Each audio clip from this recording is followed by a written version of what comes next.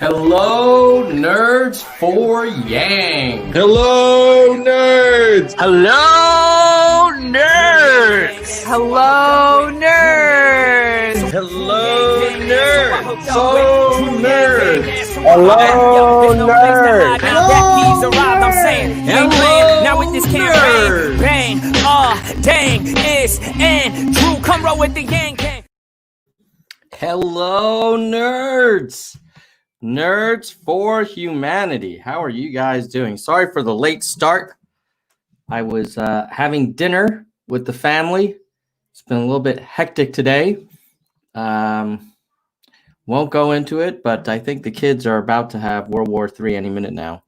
But I guess it's just an intense day, and certainly even more intense in the U.S., obviously with all of the crazy protests and riots and looting and the police brutality and what looks like a murder to me, but we'll see what the courts say. So yeah, the data gong. Dude, where is the data gong? Let's do it. Let's get the data gong, Caleb. Oh, hold on. I got you. Oh, we got the gong today because we're going to have a whole lot of data. And I know you guys are eager to get going because we got a late start. Let me just give a quick shout out to some of the folks who are joining us from all over the country. We have Jennifer from Colorado Springs. We have a member, Jecalego, Jay Salago from Massachusetts. We have Oregon, Trumpers from Yang, Go Hawks, Colorado Springs, Tejas. Let's see. Peter, my brother Peter is here. He's saying he's been prepared for the riots. I think you were prepared for the riots, Peter, because of COVID, not because of police brutality. But true, you have been predicting riots for a while. We have Oakland, home of Marshawn Lynch. LA, Minnesota. Lot going on. All right. So let's get into the data. This is looking at crime. I did a little research this morning. I have a lot of charts. So if you guys came for some data, you will not be disappointed. Let's get right into it. So the first one we have is actually a little bit of a, before we get into it, I am not going to talk about what happened in Minnesota. I don't have any data, obviously, about that. I've seen the same video that all of you guys have. It's terrifying and seems pretty clear cut. But again, in the spirit of believing in the court systems, we'll see what the courts say after we hear from all sides. So this live stream is not about any particular case, but it's more about crime in America in general. So. But sometimes I think when we have these flashpoints, it's helpful to look at kind of the big picture. So hopefully this will be useful. Okay, first chart. Let's see. This one looks at the crime rate in the US by type of crime. I think what's interesting is per 100,000 people, murder and manslaughter, there's only 5 cases per 100,000 inhabitants. Most of our crime tends to be property crime, with sort of very violent crime being a fairly small percentage. So, 100,000, 1% would be 1,000, 0.1% would be 100, 0.01% would be 10. So it's 0.005 per 100,000, 0.005%. So I'm not saying, obviously, anytime that happens, it's terrible, but it's not like, you know, there's people running around in the streets getting shot every day.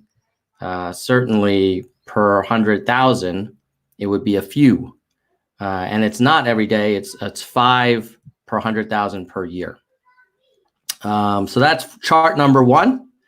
Then we have, let's see, I've got another one here for you. I think the takeaway from that one is, yeah, crime's terrible and violent crime is happening. But let's also, I think, sometimes even in the conservative media, there's this narrative that like the whole country is killing each other. And, you know, 5 per 100,000 a year is not that. In fact, if you look at violent crime over time, this is a great chart. Hold on.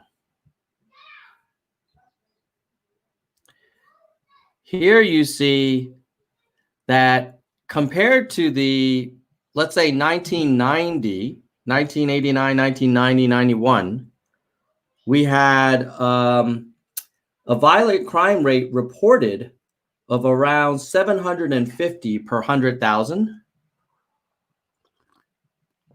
That's reported violent crimes. The 5 per 100,000 was for murders, actual murders, not reported murders. But the trend has been going down quite significantly ever since 1992. You know, it's been a really, all the way to 2000 has been a very strong, then it perked up a little bit around the early 2000s. But then if you look from around 2008 all the way to 14, it went down, then it came back up 15 and 16, and then it came down in 18. So again, you know, there's this narrative that everybody needs to, you know, buy an AR-15 and defend their front lawn from you know, these mobs of violent crimes, but that's not really showing up in the data. All right, so that's that chart. Let's go to the next one. The next one is violent crime by state. So what states are experiencing the most violent crime per year in 2018? And let's take a look. And this is, I think this is going to be adjusted for population size. So probably per capita, let's see if they list what the, yeah, per 100,000, reported per 100,000. DC is a rough town, but interestingly enough, these first two are a case in kind of opposites, DC and Alaska. Alaska is the second most high violent crime place in America. And, you know, I know a lot of people like to talk about Chicago and you know, different urban cities. You know, Alaska's not super urban, I would say. It's but there's a ton of violent crime there. So if you look at the other states, where do you have the least amount of violent crime, in fairness? The least would be, let's see, Maine, Utah, New Hampshire, Vermont, some of these New England states. And then you have New Jersey, Kentucky, Wisconsin. Now, interestingly enough, if you think about where it has the most gun ownership, actually, let's do a real-time ad hoc U.S. states with highest per capita gun ownership. Okay.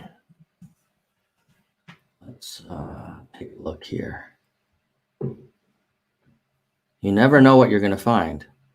Oh, interesting. Alaska has the highest gun ownership. Okay. And it's also where you have the most violent crime. That's an interesting comparison because the narrative from the NRA is that the states that have the most guns should have the least crime because everybody's defending themselves. And at least when you look at where you see the most guns, the number one state with the most gun ownership is Alaska. And it also is the number one state where you have the most violent crime. So there you go. Let's see if I can find a list for who's got number 2. Here we go. Texas. Oh, here's number of most registered weapons. So let me share that one. Let's go to where do you have the most registered weapons? Texas, Florida, California. Oh, but this is not per capita. So this is kind of a lame statistic. Come on. This is what happens when I try and do an ad hoc analysis during a live stream. I'll try this one more time. And then here we go. Guns per capita.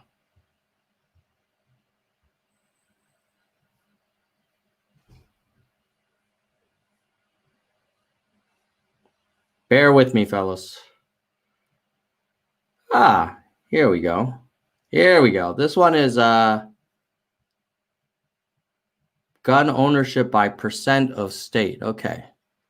So let's share this one.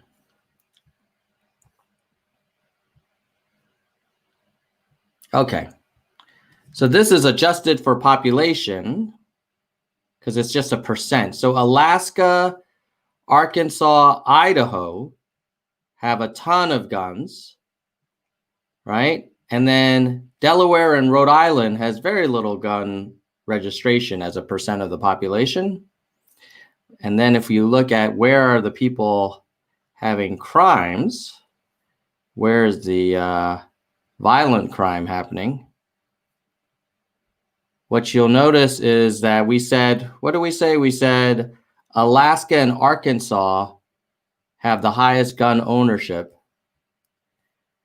And Alaska's number 2, and Arkansas is actually number 5 for where you have the most violent crime.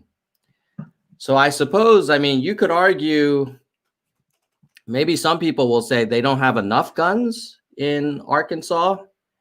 They need more guns. But certainly, at least in this case, we're seeing that there's a ton of violent crime in some states where there's a whole crap load of gun ownership. But, you know, we won't go into the whole gun debate right now. Let's look at violent crime arrest rate over time. So again, I think this is an interesting kind of calming metric here, because there is this argument that, like, oh my God, people are getting arrested. The same people, the same way that on one side of the political spectrum, people are saying, oh, violent crimes and murders are being, people are running through the streets. The murderers and rapists are all over the place. And we saw that the rate of violent crime has been going down. There's also another argument that all the police are just rounding everyone up for violent crimes. And the fact of the matter is that this chart shows that actually the arrest rate per 100,000 is almost half of what it was in the very sort of early 90s. It's really come down ever since 1995, and then come down considerably from 2008 all the way to 2014-15. And then it has kind of flattened from 15 to 18. So, you know, this is one of those cases where I think both sides of the political spectrum are ginning up these kind of competing narratives. One is like crime is everywhere, and the other one is like the police are just arresting everyone.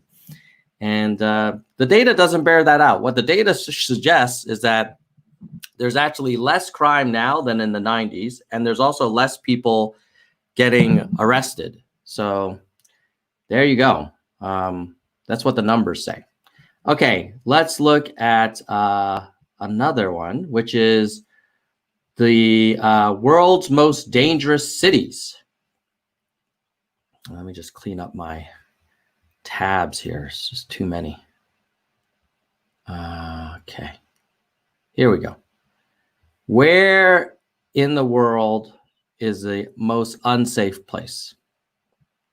Well, in terms of murder rate, looks like Mexico, Los Cabos, Caracas, Venezuela, Acapulco. Geez. A lot of sort of Latin America, South America, South Africa. I've heard Cape Town can be a pretty rough place. But then, you know, Baltimore is on this list, although certainly Baltimore has half the murder rate of Los Cabos, Mexico, and Caracas, Venezuela. So Baltimore sounds like a pretty tough place right now. But and then let's see, where's the next U.S. city? New Orleans, then Detroit. So, yeah, I mean, I think the takeaway here is there are plenty of cities that are more dangerous than U.S. cities, but, you know, let's not sugarcoat this. Our most dangerous cities are, you know, more dangerous than, let's say, Guatemala City. Baltimore is more dangerous in terms of number of murders than Cali, Colombia. You know, so that's that. But again, even then, it's 55 per 100,000 a year. I mean, again, I don't want to dismiss these things, but it's not like everybody's walking out the door getting shot on their way to buying their milk kind of thing. Now, let's look at where the opposite, the world's most peaceful countries. According to the Global Peace Index, which is probably a combination of things. So let's see here. If you want to go to a peaceful country, Iceland, New Zealand, Portugal, Austria, Denmark, Canada. That's interesting. Canada obviously is not that far from the US and yet is considerably safer. Where's the US on this? I guess we don't make it. Yeah, we're not up there. Malaysia is more peaceful than the US. Switzerland is more peaceful. I can attest to that. Very peaceful here right now. Yeah, so this is kind of like the opposite of that other list. You wish the US would be at least here. I mean, it's like 1, 2, 3, 4, 5, 10, 15. So it's 20-ish countries here. US is not there. So when everybody, you know, we have a lot of work to do. I always find like it's a little frustrating when politicians talk about how we're the greatest country in the world, but it kind of like sweeps under the rug the fact that we need to continuously improve. So at any rate, now let's look at perception of crime.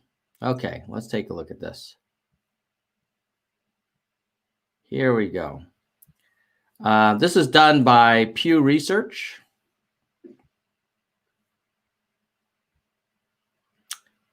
Oh, Peter is saying, look, Trump said that Baltimore had a lot of crime. That's true, Peter. Trump has said a lot of things. If we're gonna, wow. Peter's really going full on Trump. I won't be responding to calling other countries S-holes. I find that very offensive, to be honest. At any rate, let's go and look at 5 facts about crime in the US. Okay, so here are like we were talking about, violent crimes per 100,000 people has been going down considerably. Violent crimes for people 12 and older, of course, also going down. Property crimes, also half of what it was in the 90s. And property crimes per 1,000 households. Okay, this is by household and this is by people. Basically, if anybody tells you that America's going to hell in a handbasket and there's been record crime, they are freaking lying. They are lying to you. If anybody tells you that, oh, I alone can fix this crime problem, like, of course, we always have crime that we want to get down to zero. But to make it sound like the country has been on a continuous spike of crime since the 90s is really just a lie. And Peter, you know who I'm talking about that's spreading these lies. Okay, so now let's go on to the perception of crime. Now look at this. This is exactly what we're talking about. The percent of people saying there is more crime in the US than a year ago. It's consistently over half of the country believes that there is always more crime than there actually is, right? So you know from the data from the FBI and from the police department and the Department of Justice that all types of crime, violent crime, property crime has been going down. And yet, every year, there's been a majority of people who believe that there's been more crime now than a year ago. So the left-hand side is what about half of the country believes. They believe the line is going up. And on the right-hand side is the actual number, the crimes per 1,000 people. So why is that? I think the media likes to tell good stories, and many politicians like to exploit that. Okay, so that is the Pew data. Don't worry, I got a lot more. Let's see. Ooh, let's look at, this is about the incarceration rates, okay? Let me just pull this up. Dude, I'm in the middle of a live stream. Why are you walking in here? Get out. Out. Out. Leave. My son just walked in. He knows we're streaming. Go. Ryan, leave. I didn't know you were streaming. Yeah. Ah, man, what a day. What a day. Oh my God, Jennifer, do not encourage him. Do not encourage him. He is crazy. Oh God, you're only going to encourage him, Jennifer, but thank you for the super chat. All right. Oh, by the way, I gotta give the gong for the super chat. All right. So let's get back to the data. Let's get back to the data. Hold on one second. Got all these interruptions. One of my sons decided to just walk into the streaming room. Okay. Oh, here's really, look at this. And now this is you're gonna look at this, and depending on what political camp you're in, you're gonna draw two different conclusions. But let's just look at the data. This is the rate of incarceration per 100,000 people. So, the U.S. has the highest rate of incarceration, higher than Rwanda, Russia, Brazil, El Salvador. Now, some people are going to say, wow, this is a perfect example of why America is great, because we have the best law enforcement, because we incarcerate way more than any other country.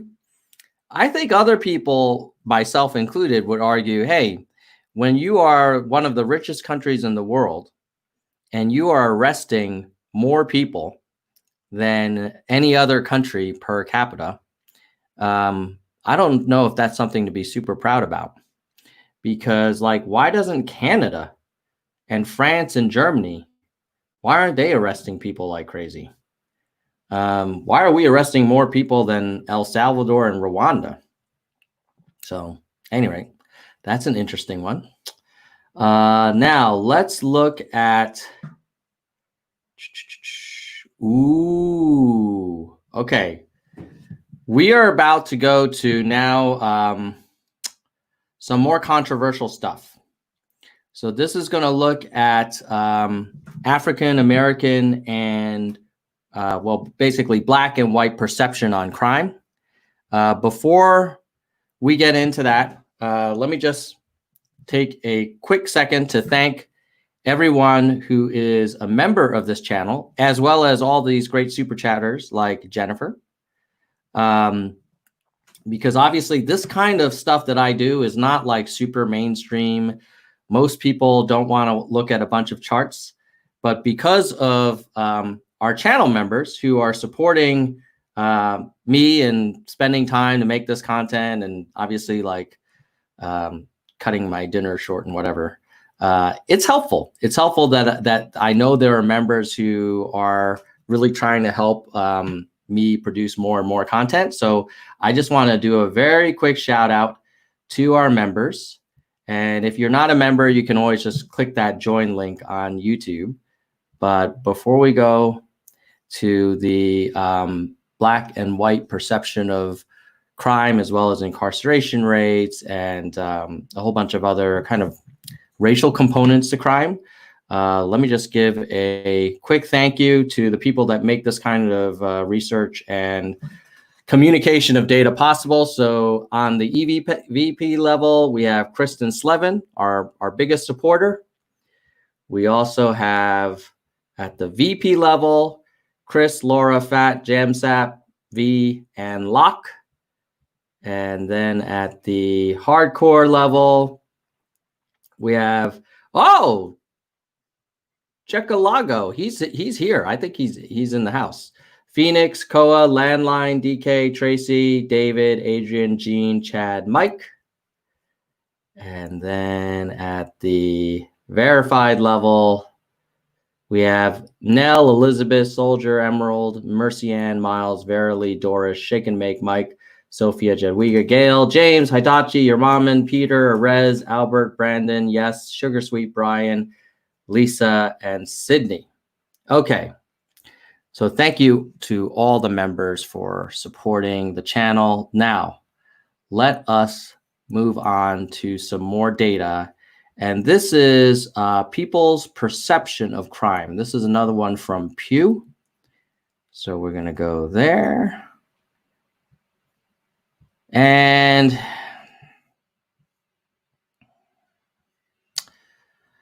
this is looking at the percent of people who have concerns about violent crime and gun violence.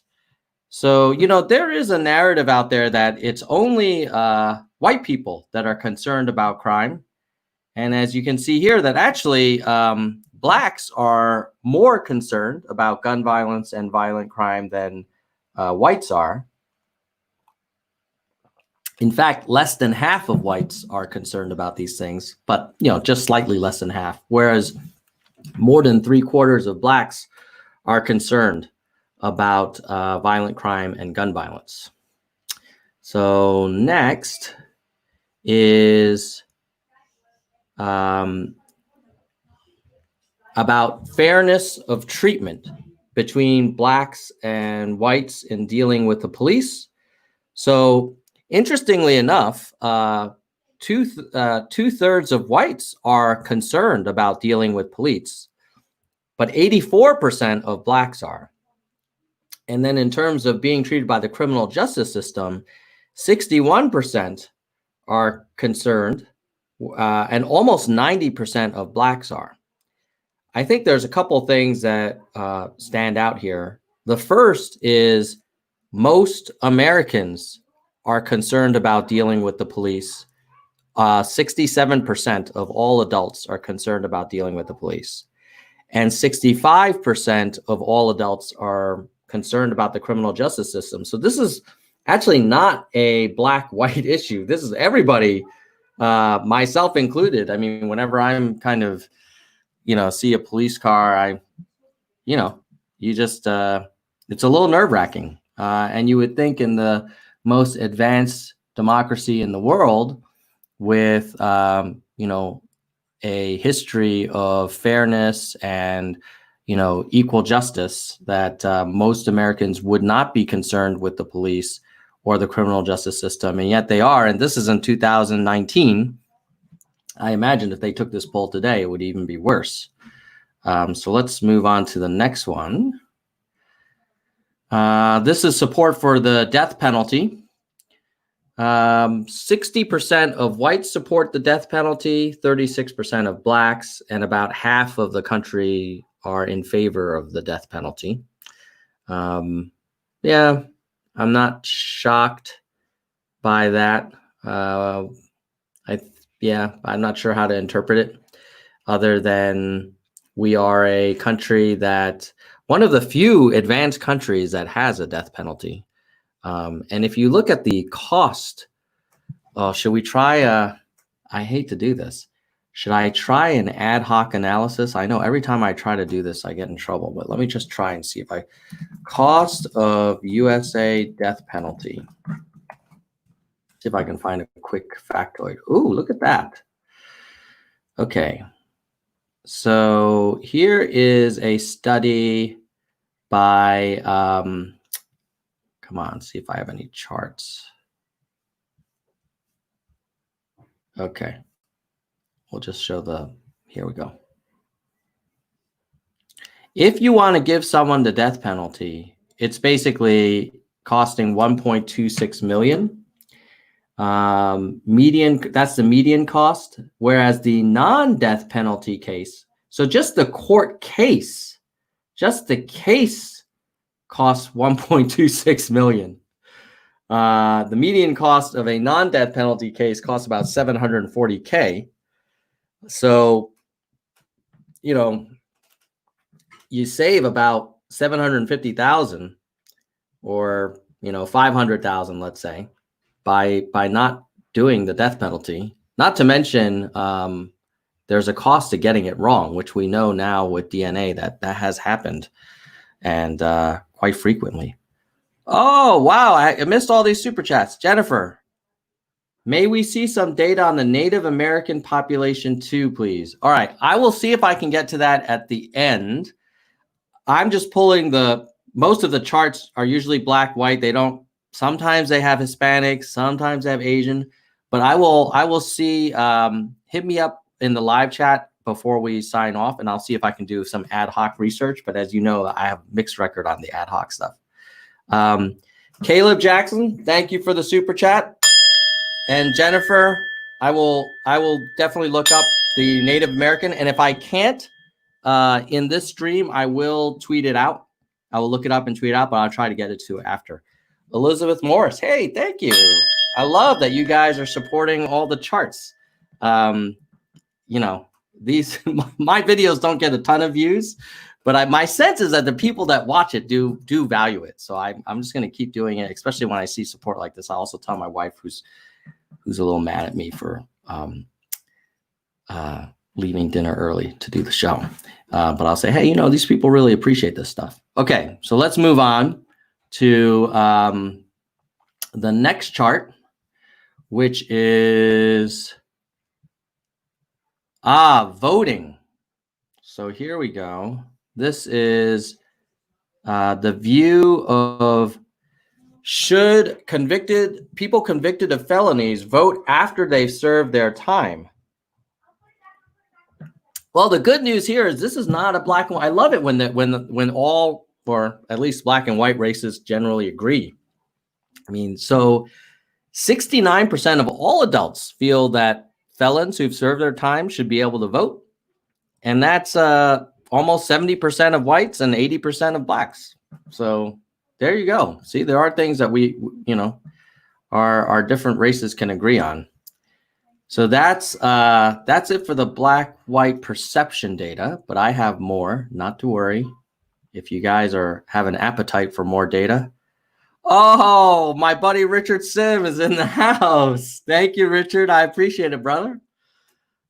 Shit. Richard and I go way back. Okay, now let's look at black imprisonment. Okay. So again, there's this perception that, and this is a perception I would argue, where I would sort of kind of push back a little bit on the left, which is saying that, hey, you know, we have a country where more and more Black men are getting locked up. But if you look at the data, the imprisonment rate has declined across all groups, especially among Blacks. So if you go from 2006 to 2018, it's come down by about 700, so about 30%, come down more than it has for Hispanics and whites. Now, of course, it's also starting from a very high point, but I think it's important to note that, hey, it's not like this country is piling up prisons with more Black people per 100,000 than we did 12 years ago. In fact, it's about 30% less.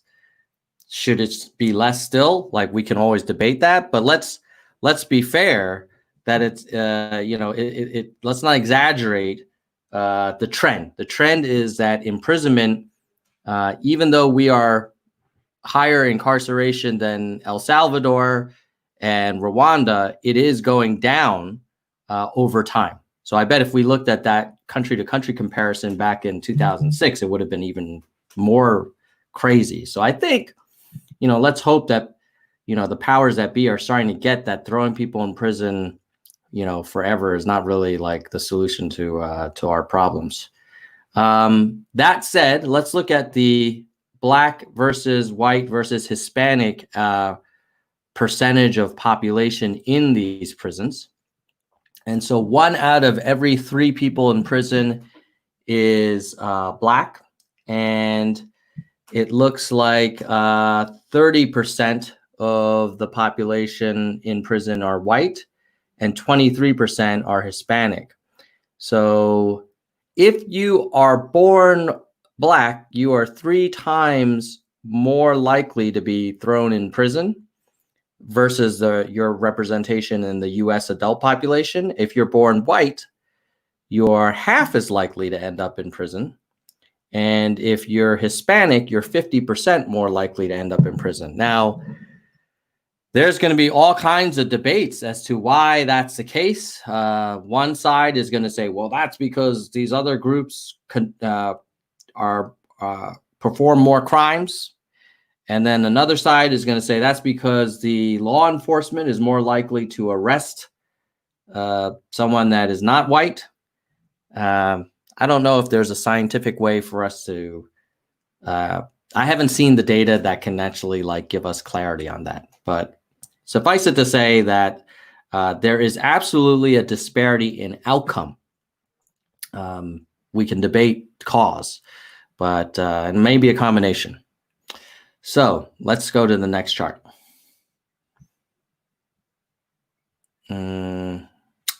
This is the prison population over time. I think it basically shows an encouraging trend.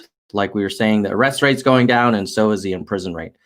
It had been going up from the late 80s and peaked until looks like around maybe 2007, and then around 2008 it's been going declining quite nicely. So again, this is one of those things where, depending on what side of the political spectrum you're on, you could mourn this chart or you could celebrate it.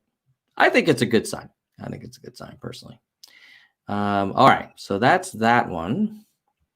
And now let's look at arrest rate for marijuana. And I think this is the interesting thing, because we're going to look at not just the rate of arrest, but the rate of usage. So this would be the closest thing to some scientific evidence that there may be bias in enforcement of the law versus that necessarily one group is conducting criminal act more often than another. At least when it comes to marijuana, let me just show you.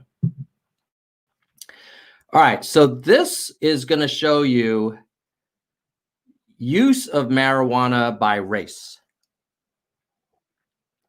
And as you can see, both whites and blacks generally are using marijuana around 10 to 15% of the time. This is dated, just going back to 2010. Obviously, with legalization, I'm sure it's much higher. But it back in the day, 10 years ago, it was around 10 to 15% of both groups were using marijuana. So it's very close, right? These two bars are generally pretty close for usage. But now, and this is also usage showing that this is 18 to 25-year-olds. This is like, I guess, everybody. And 18 to 25-year-olds, it looks like it's closer to almost a third, again, of the population. Very close. Actually, more white usage of marijuana for the younger white population than the black population. But it's close, right? There's not a huge difference between the two lines. Now, if you then look at the arrest rates, they are not at all close. So what's going on here? We know from the previous data that the usage of marijuana between the races is very similar. And now we see that the arrest rate is, at least in 2010, was 3 times higher for black people than white people. But if they're using the illegal product at the same rate, why is only one group getting arrested? I don't know. So that's some bullshit. I'm not in either of those groups, but that seems like bullshit to me. I think it's probably if we had a chart for cocaine use, or just like cocaine versus lower cost drugs, I kind of feel like the cocaine users don't really get arrested as much. But let's see. Let's see if I have any other. Oh, this one's crazy. Okay, so this is going to show you the difference in arrest rate by city. So that was nationally. So now we're going to see, well, where do we see this biggest discrepancy? So again, the black line is the black arrest rate, and the red line is the red arrest rate. And this is FBI data. And so what you see here is that in Cook County, Illinois, the arrest rate for blacks is around 1,800. This is probably compared to whites, where it's about 300. So it's 6 times higher for blacks than whites, even though we know from the previous data that there's plenty of white people in Cook, Illinois, who are using marijuana. And this is a percentage. It's the arrest rate. So it's a percent of that group.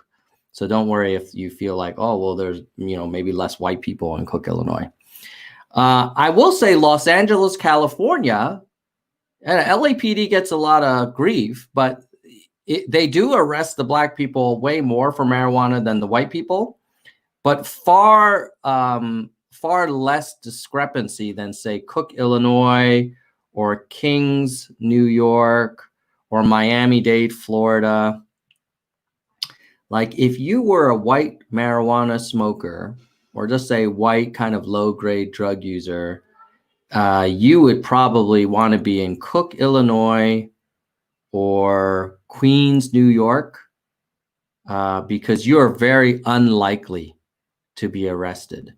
And if you're black and you're using these low-grade drugs or marijuana before it became legal, then you would be very likely to be disproportionately arrested in those places. Now, Where, if you're Black, would you feel like you had the fairest treatment? Alameda County, California, very similar arrest rates for the same crimes.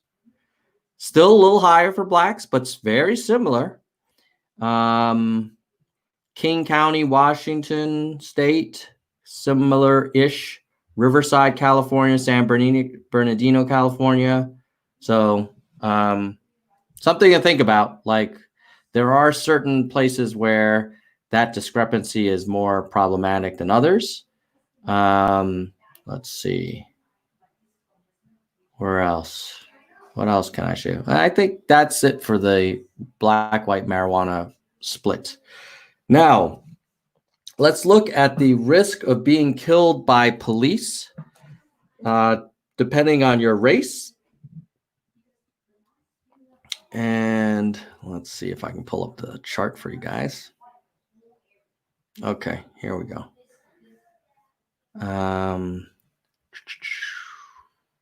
So this looks at your chances of being killed by the 5-0. So first of all, if you are a woman, you are highly unlikely to be killed by the police of any race. So that's good.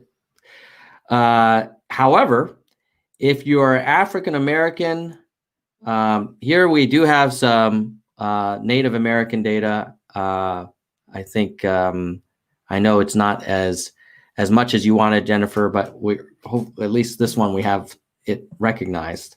But it is grouped with Alaska Natives. But American Indian, Alaska Natives are the second most likely to be killed by the police. And then Latin, and then white, and then Asian Pacific Islanders are the least likely to be killed by the police. You know, I'm not going to go into the reasons for this. But I will say that I do think that there could be something around the police, the law enforcement feeling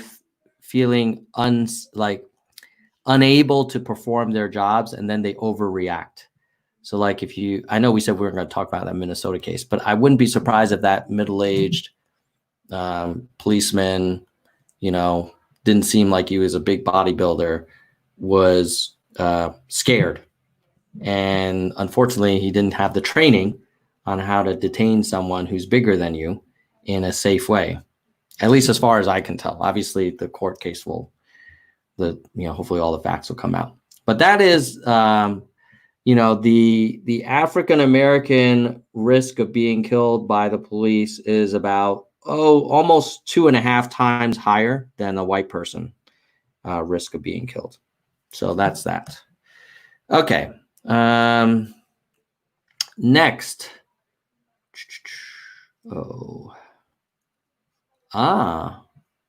This is the opposite. You know, I want to talk about another narrative, which has been that law enforcement has been, these cop killings are happening all over the place. This was a big case in actually 2016, when actually President Trump said that, you know, police are getting killed by other people, by citizens and criminals at a record level. So here's the data on that. This is the police killings per year. And, you know, what you'll notice is that there were a ton in the 20s and 30s. Then it was pretty bad in the 70s. You notice that this could have something to do with economic factors. But then you had a spike in the very early 2000s, 2002, 2003. But it's come down. So if you look at the overall trend, you know, again, there's this narrative like, let's let's bring America back to the 20s or the 70s. Obviously, in the 50s, it was low because we were in the middle of a world war. But, you know, the truth of the matter is the trend has been going down for cop killings. Okay. Next. Let's see this. Oops. Here's another one. This one is showing.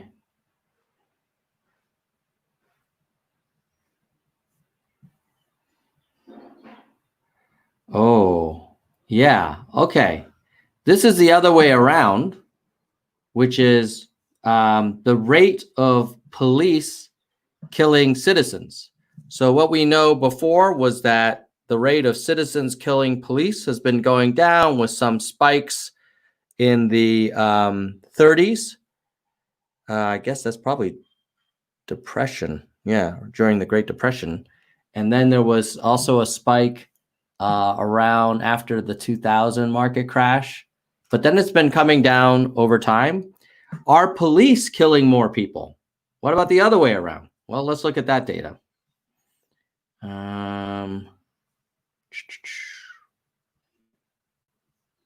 Okay, first of all, if you are, this is the rate of law enforcement killings per million population per year from 99 to 2011. And certainly if you're an African American, oh, this is interesting, or a Native American, you know, Native Americans are almost as likely to be killed by police as likely as African Americans to be killed by police. I didn't realize the probability was so high. Wow, that's interesting. Native Americans from age 35 to 44 are more likely, maybe this is why you've been calling out this data, Jennifer, more likely to be killed by police than African Americans 35 to 44, twice as likely as African Americans. Wow. Okay. And then Latinos also more likely than all races, but I would say the headline here is that African Americans 20 to 24 about 6 times as likely to get killed, but Native Americans are right up there in terms of per capita.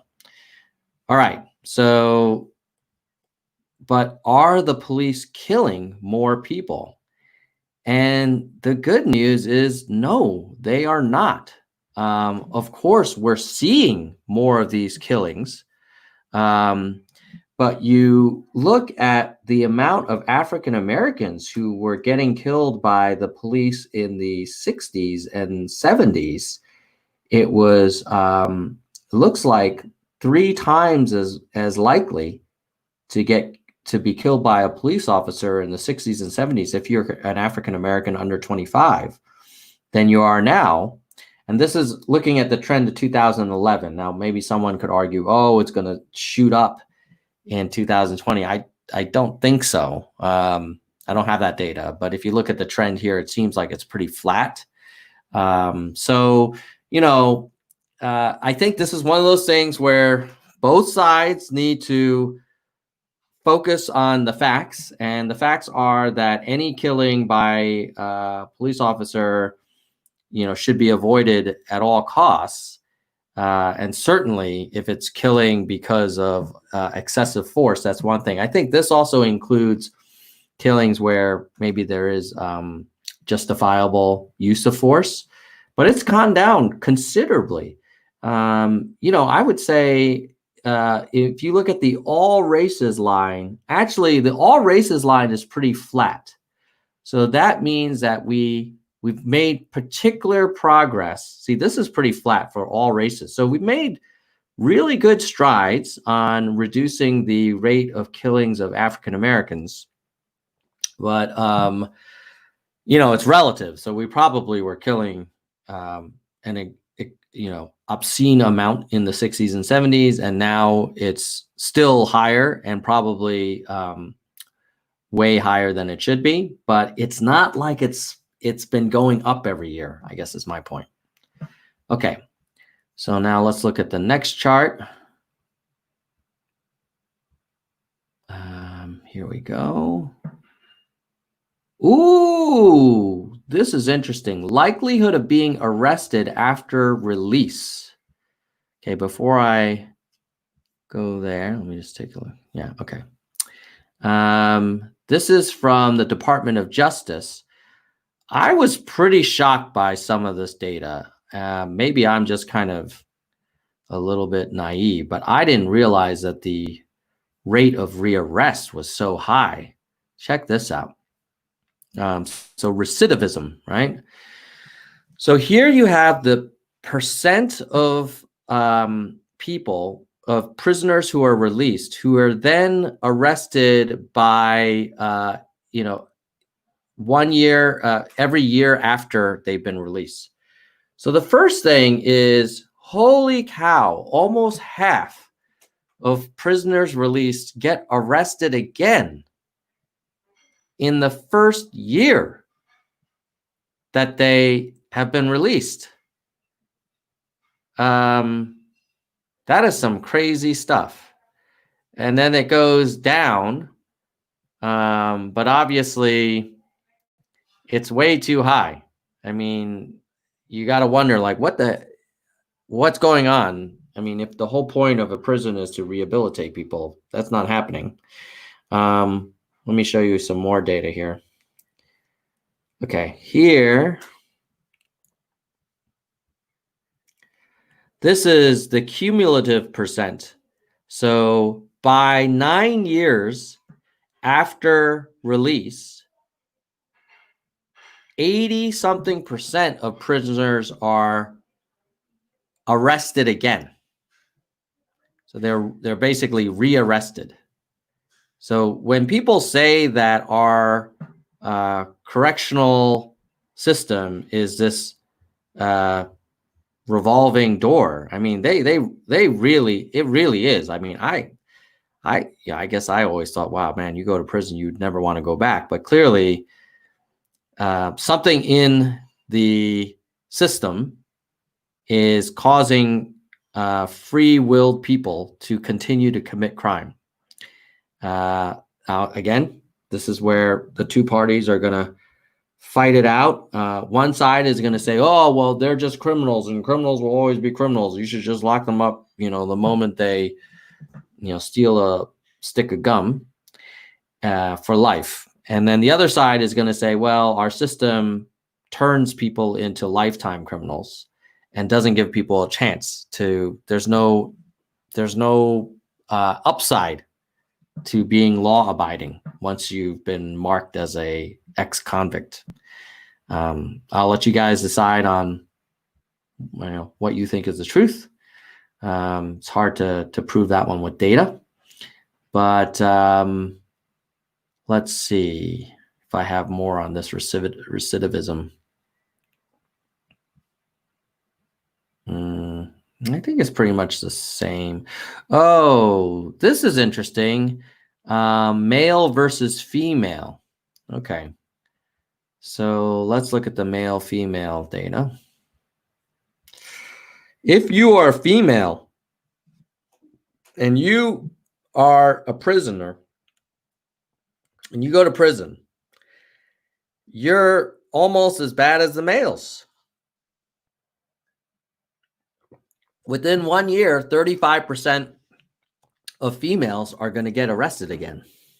And so maybe I should restate that. You're not almost as bad as, you're either almost as bad as the males, or you're just as screwed as the males. But either way, by the first year of being released, the females, 35% are going to get rearrested. 1 out of 3. Crazy. It's like, how is this like working? Now, ooh, great. I have some more detailed data, including Native American. So Jennifer, I think we are showing some more data. I'm glad. I didn't know we would have it, but luckily some of the sources are breaking it down. So I think the most is like, so within 9 years, all prisoners released will get rearrested. 83% of them will. 84% of males will, and 77% of females will be rearrested within 9 years of being released from prison. And it doesn't seem to really matter if you're young or old. Like there's this narrative like, oh, these young punks and they're just running roughshod. No, man. If you're 25 to 39, 85% of you will be rearrested. Even if you're 35 to 39, when you kind of like hopefully have settled down, 84% will be even if you're 40 or older, almost 80% will be rearrested. And that rearrest rate seems to be consistent for all races. So this is a really interesting one. So we looked at the likelihood of being arrested by race, and we know that it's very high for African Americans and Native Americans, but it was pretty low for Asian Americans and, Pacific Islanders, right? But once you get put into the system, doesn't matter if you're Asian, you're just as likely to be rearrested. So I kind of find this oddly encouraging because then it suggests that, oh, this is a criminal justice system. This isn't just necessarily a race relation system, because basically all races are screwed once they get thrown in prison. They're all screwed. 80% of them will be rearrested in 9 years or less. So our criminal justice system in terms of recidivism is equally terrible, regardless of your race. Okay, let's see here if I have anything more for you. No, it looks like this is mostly the same stuff. Okay, so let's move on to the next data, which is, okay, I think this one is pretty interesting. Hold on.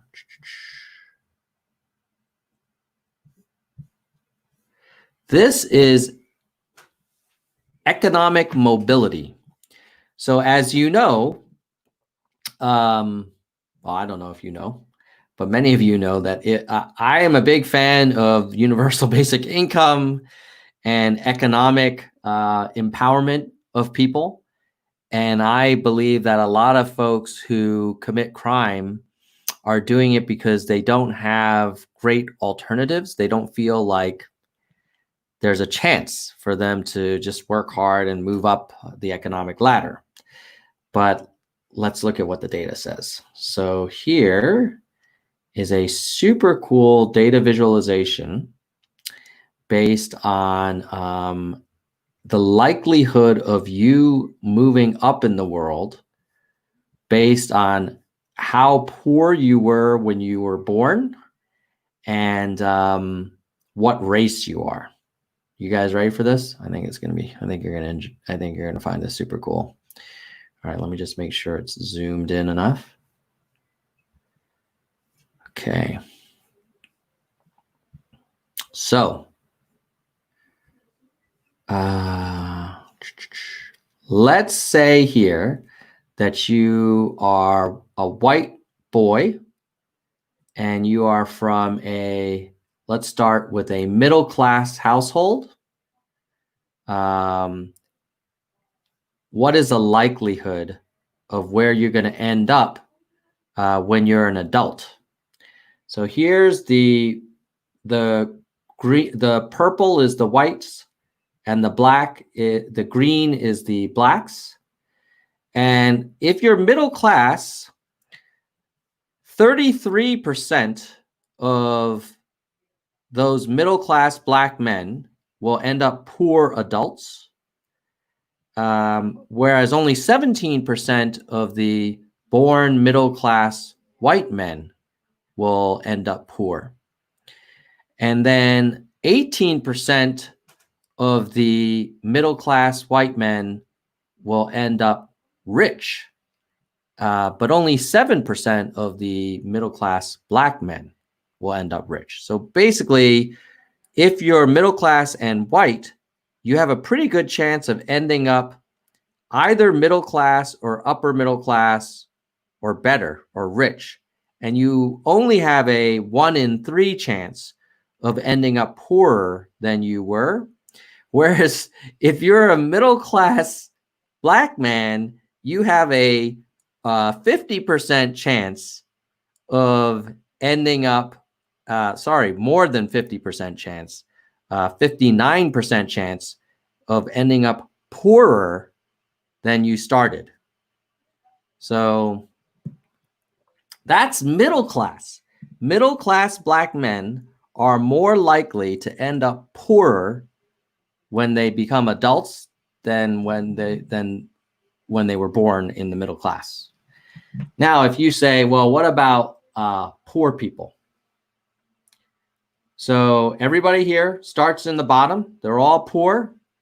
By the end of it, half of the black men will remain poor, but only 1/3 of the white men will be poor. 2/3 will have moved up.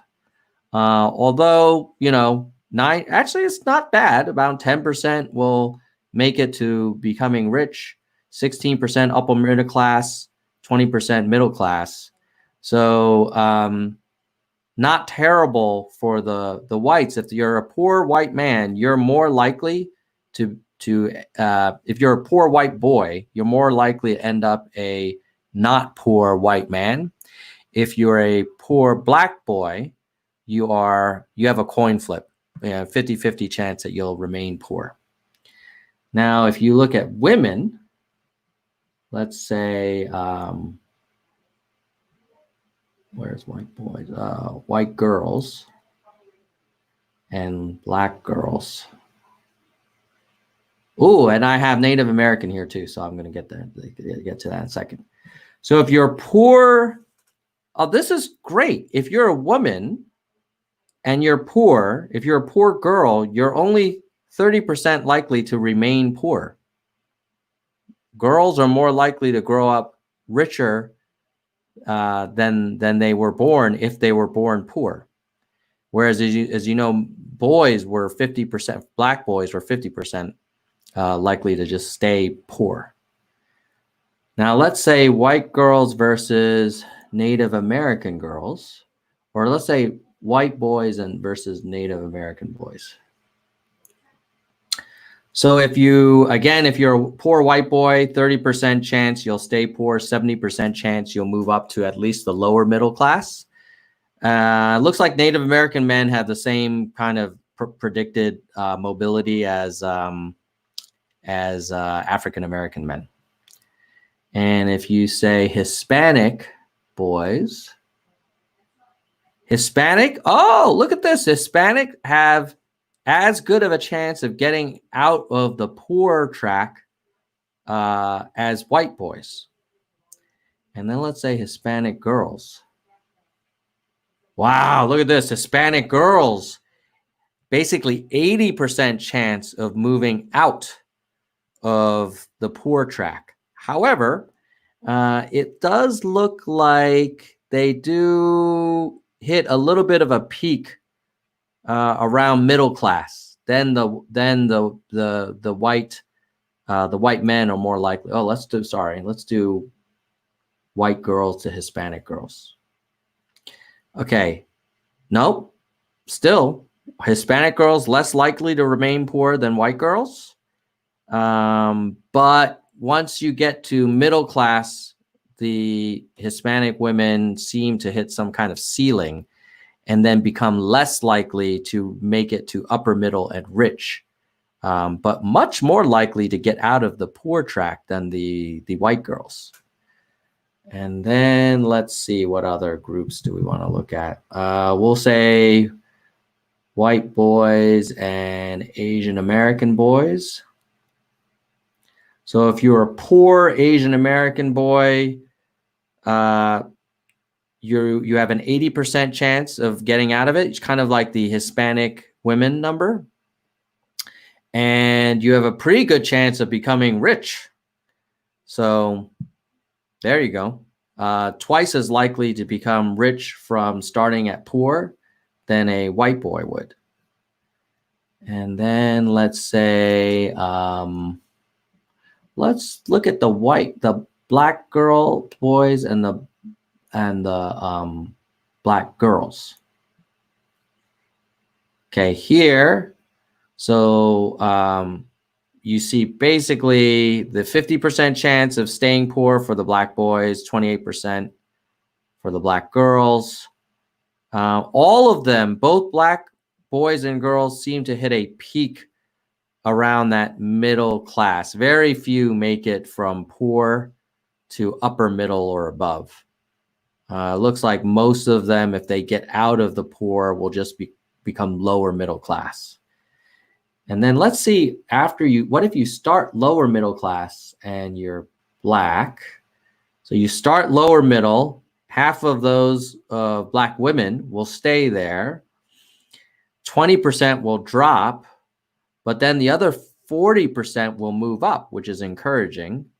Whereas if you're a black man born lower middle class, 28% will stay, 40% will drop, and only 30% move up. So if you're a black man, black boy, lower middle class, you're more likely to stay or move down than move up.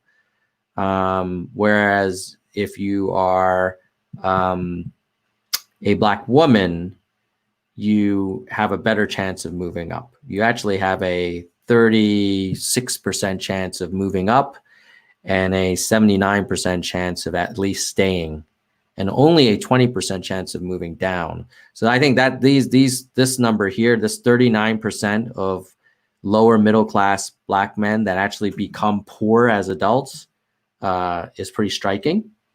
If you did that for white boys versus black boys,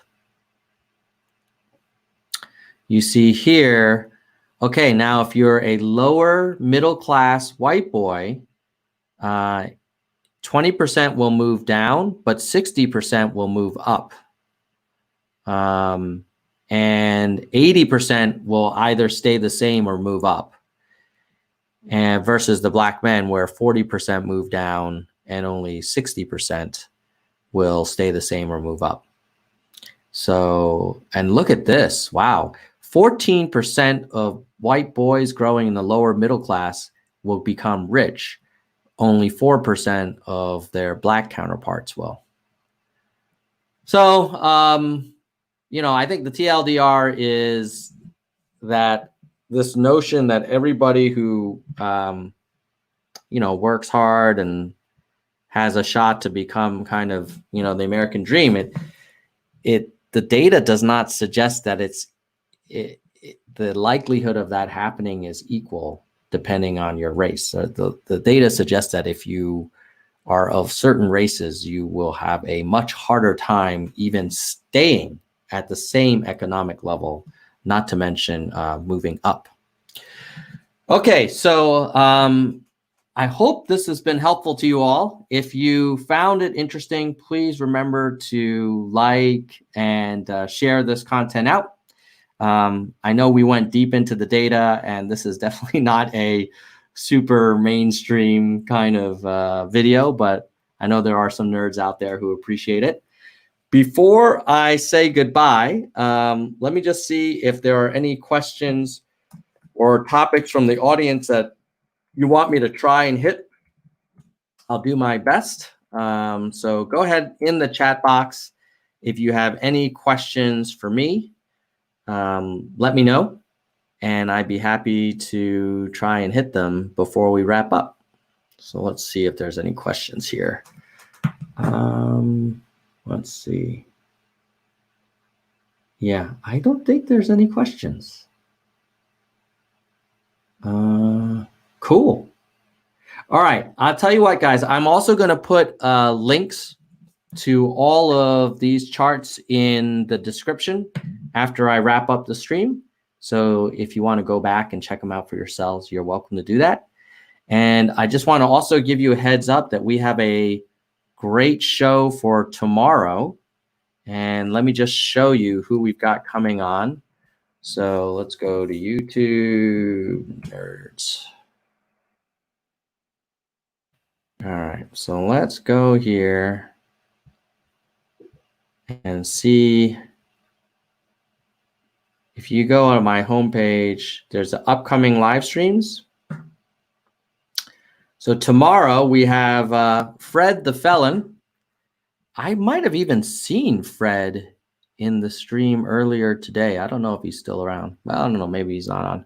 But Fred the Felon is going to be here. If you guys know Fred, he's a super interesting guy. In fact, I think he said he's going to Minnesota. He's a truck driver. He's bringing a load there. And he might even stream from Minnesota. So that'll be crazy. Then for the first hour tomorrow, this is Central Europe time. So this is going to be 11 a.m. Pacific, 2 p.m. Eastern tomorrow, Sunday. And then at 12 p.m. Pacific, 3 p.m. Eastern, we're going to have Seth Cohen, the founder of the Yang Super PAC. Little heads up, Seth was asking me, hey, do you still want me to come on to the show? Because I've got I have some things that I'm pretty critical of about Andrew Yang. And I was like, hey, that's great, man. Like, I don't want this channel to be only Yang Gang, agreeing all the time. Even within the Yang Gang, we have plenty of disagreements. Like if you guys saw the one with Noah from At Windows is Bad.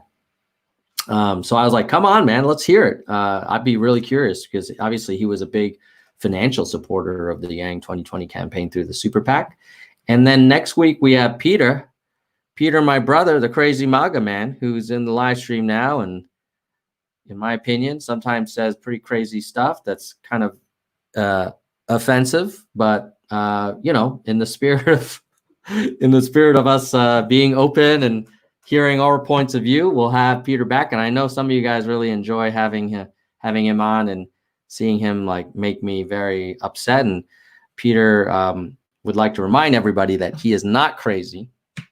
He is a very stable genius. All right. Oh, before we go, I do want to show you one cool thing that I've been working on. That you might like, which is the Nerds for Humanity store. So check this out. I actually even ordered some for myself. So if you go to, I'll put this in the links. Hold on. If you want, this is another way you can support the channel. Obviously, the super chats and the memberships are awesome. If you're not up for that, or if you've done that and you also want to show some nerd pride when you're going to, walk the dog or whatever, this is the latest design that I think is pretty sweet. Let me see if I can make it a little bigger. Look at that.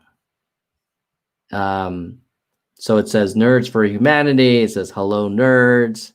I like that one.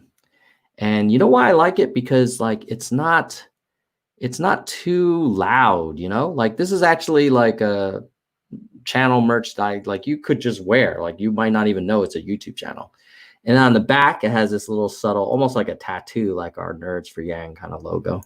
So we've got that one, and then we have some for kids too. We have some ladies designs. Or ladies t-shirts, and then we have some kids sizes.